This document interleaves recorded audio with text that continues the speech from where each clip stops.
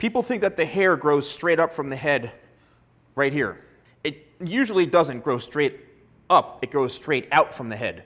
So one little trick is when you're combing the hair, if you bring it up, you're not going to see anything, right? There's going to be no sort of excess weight. But now watch this. Now we're bringing it out the way it grows. And you see that little bit of hair right there?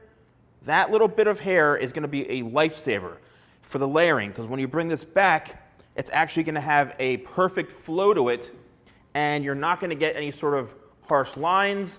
You're going to get a solid flow, and it's removing just that little piece of weight, as you can see into here. So it gives the hair a gorgeous, gorgeous, soft, layered look. And I think it's a very, very effective technique. So I have a very, very strong passion for hair cutting. I've been a hairstylist for over 25 years. I've trained at Vidal Sassoon in London.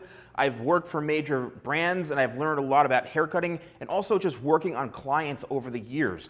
I try to keep things very simple when it comes to haircuts, and I would love to do more hair cutting tutorials for you guys. So, you know, I'd love to hear from you. Follow me on Instagram, The Salon Guy, also on YouTube, The Salon Guy.